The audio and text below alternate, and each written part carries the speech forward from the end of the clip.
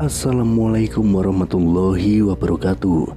Rahayu, rahayu, rahayu. Kembali lagi di channel Nasihat Kehidupan Misteri. Pada video kali ini saya akan membahas tentang misteri kesaktian Presiden Soekarno. Insinyur Soekarno, sang proklamator sekaligus presiden pertama di Indonesia ini, adalah sosok pemimpin yang besar. Putra sang fajar ini sangat karismatik, berwibawa, tegas, nasionalis, hingga revolusioner.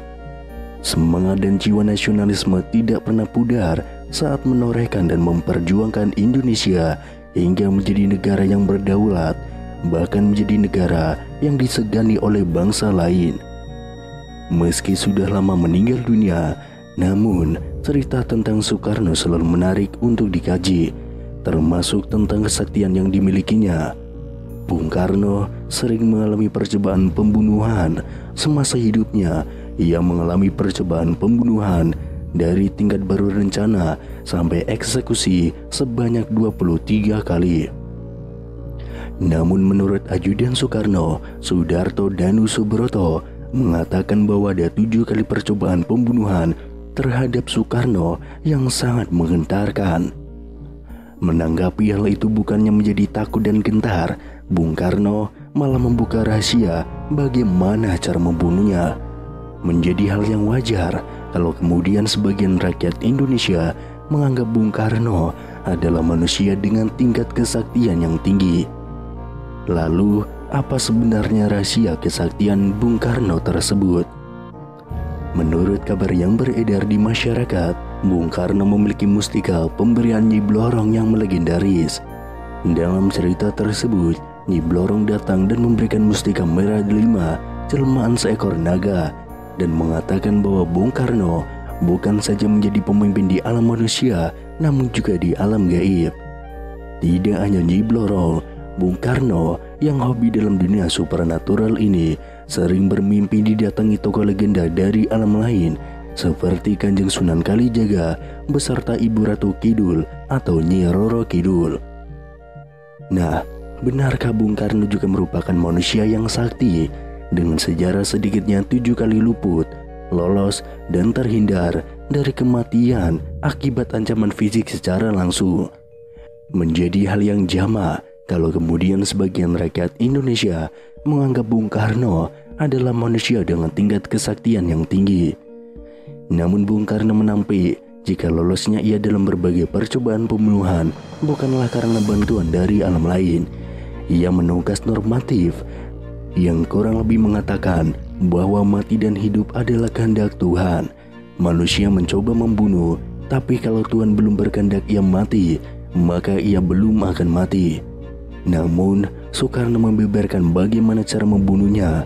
Menurutnya, rakyatlah yang membuatnya tetap hidup, sehingga untuk membunuhnya cukup menjauhkannya dari rakyatnya. Semua yang kucapai selama di dunia ini adalah karena rakyatku. Tanpa rakyat aku tidak bisa apa-apa, jadi tidak perlu senapan, bom, apalagi pesawat tempur hanya untuk membunuh seorang Bung Karno. Jauhkan saja aku dari rakyatku, maka aku akan mati perlahan-lahan. Benar saja, ayah dari Megawati Soekarno Putri ini selalu lolos meski dihujani granat, bahkan bom dari pesawat tempur. Percobaan pembunuhan pernah terjadi pada 30 November tahun 1957. Presiden Soekarno datang ke perguruan Cikini atau Percik, tempat bersekolah putra-putrinya. Dalam rangka perayaan ulang tahun ke-15 Percik, granat tiba-tiba meledak di tengah pesta penyambutan presiden. 9 orang tewas, 100 orang terluka, termasuk pengawal presiden. Soekarno sendiri beserta putra-putrinya selamat. 3 orang ditangkap akibat kejadian tersebut. Mereka perantauan dari Bima yang dituduh sebagai antek teror gerakan DITII.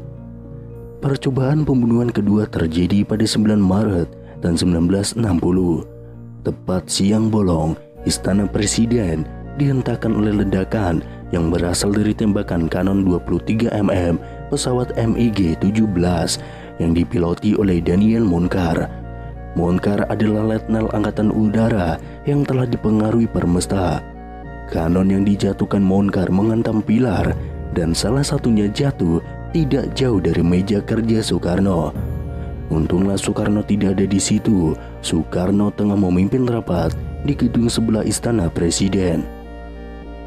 Kemudian pada April tahun 1960, Perdana Menteri Uni Soviet saat itu, Nikita Khrushchev, mengadakan kunjungan kenegaraan ke Indonesia.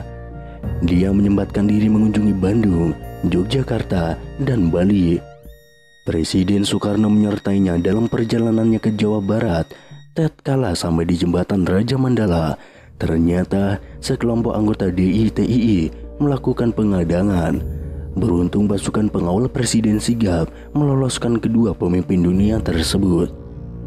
Selanjutnya pada 7 Januari tahun 1962, Presiden Soekarno tengah berada di Makassar. Malam itu, ia akan menghadiri acara di gedung olahraga Mato Angin. Ketika itulah saat melewati Jalan Cendrawasih, seseorang melemparkan granat. Granat itu meleset, jatuh mengenai mobil lain. Soekarno selamat. Pelakunya Serma Markus Latuperisa dan Ida Bagus Surya Tenaya divonis hukuman mati. Selain itu, percobaan pembunuhan terjadi pada 14 Mei tahun 1962. Bahrum sangat senang ketika berhasil mendapatkan posisi duduk pada saf depan dalam barisan jamaah sholat Idul Adha di Masjid Baitur Rahim.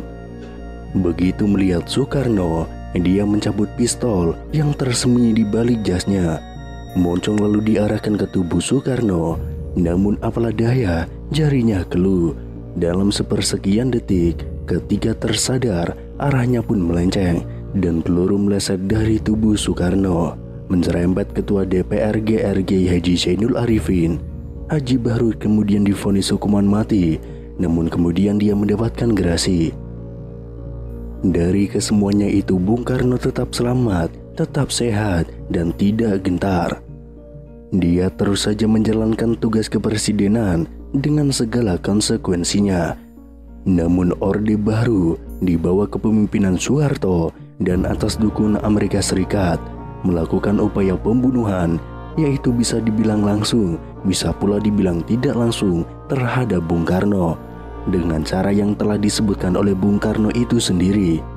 Hingga Mei tahun 1967, Bung Karno seperti tahanan rumah. Meski masih berstatus presiden, tetapi ia terpenjara di istana, tidak boleh keluar tanpa kawalan antek-antek Soeharto. Situasi politik berbalik menempatkan Bung Karno pada stigma yang terburuk. Gerakan demonstrasi mahasiswa yang didukung militer, pemberitaan media massa yang dikontrol oleh Soeharto membuat Bung Karno makin terpuruk. Dan Bung Karno benar-benar menjadi pesakitan. Yang paling menyakitkan adalah karena dia benar-benar dijauhkan dari rakyatnya. Rakyat menjadi nyawanya selama ini.